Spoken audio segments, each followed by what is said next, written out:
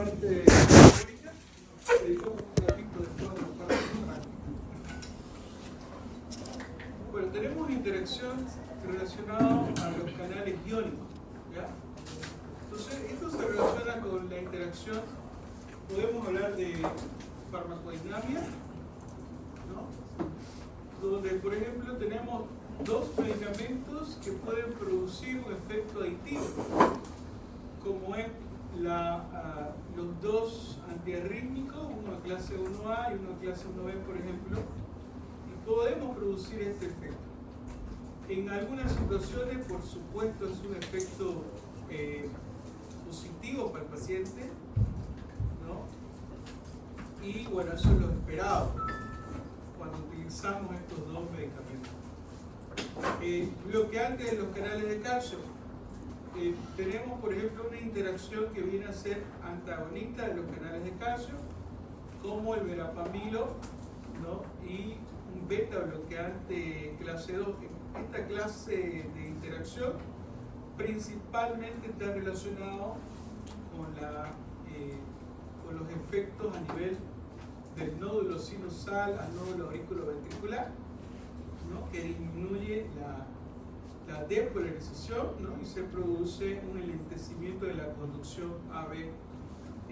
Bueno, hay una depresión favorable en estos pacientes que tienen este tipo de arritmia, que podemos utilizar este tipo de interacción. Bloqueantes de los canales de potasio, sensibles al potasio en plasma, ¿no? Y aquí nos da un ejemplo, ¿no? Diuréticos que provocan disminución del potasio y sus efectos sinérgicos con antiarrítmicos clase 1A, ¿no? Que pueden producir torsada de POI. La mayoría de las interacciones farmacológicas que ustedes escuchen que producen torsada de POI están relacionadas con taquicardia ventricular, ¿no? Con intervalo QT prolongado. Entonces, cuando ustedes escuchen este fármaco produce torsada de POI, quiere decir que este medicamento produce una taquicardia ventricular.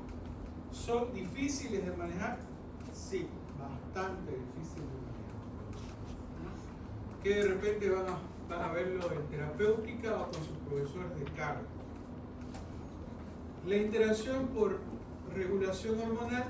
Los corticoides reducen el consumo de glucosa, aumentan la glicemia, antagonizan a los antidiabéticos orales, ¿no? Y los beta bloqueantes más un salicilato a dosis alta pueden provocar hipoglicemia al incrementar la secreción de insulina. Entonces, estos tipos de interacción son de tipo hormonal. Interacción por homeostasis o regulación, podemos decir, del medio interno, por ejemplo, ¿no? Por ejemplo, los diuréticos pueden disminuir, diuréticos más prostaglandina están relacionados con la disminución del flujo renal y pueden producir insuficiencia renal. Los AINES que retienen sodio, como por ejemplo el piroxicam, disminuye el efecto antihipertensivo. Suplemento de potasio más un ahorrador de potasio, ¿no? Y utilizar un inhibidor de enzima convertidora va a producir hiperpotasemia, ¿no? Entonces, estas interacciones pueden provocar alteración del medio interno, ¿no? Relacionado, por ejemplo, con el potasio. Muy frecuentemente hay estas interacciones. El paciente está tomando AINES, está tomando bloqueantes,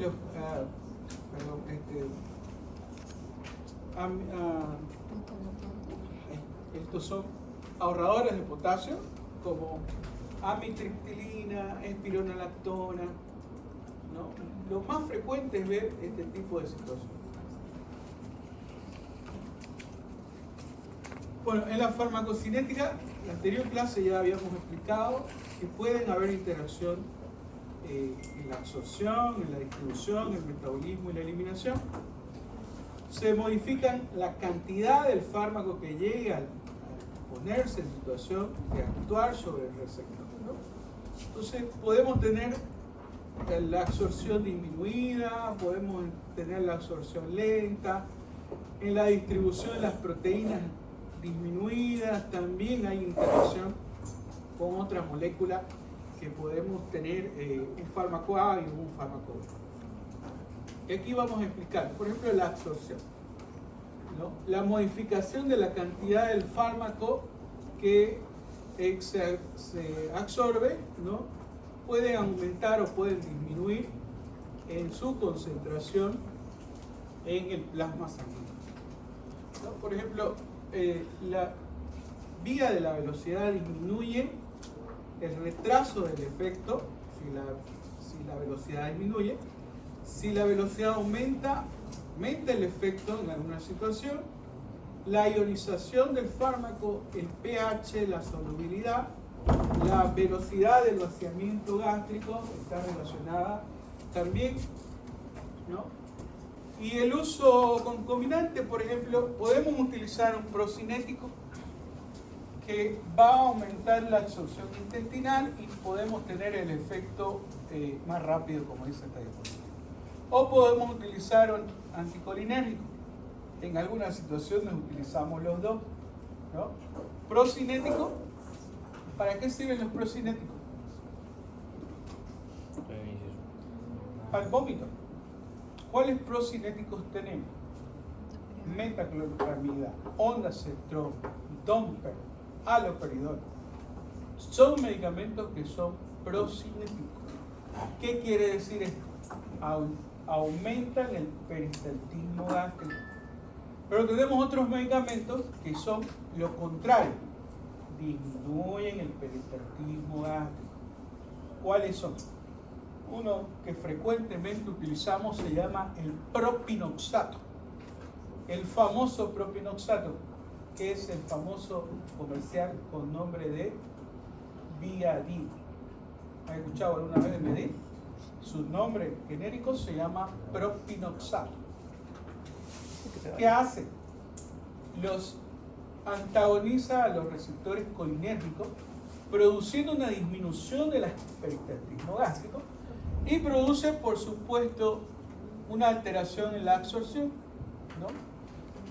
La absorción aumenta la absorción y su efecto también relacionado con la motilidad. Aquí el jueguito, ¿no?, de los fármacos. Si ustedes quieren tener concentraciones adecuadas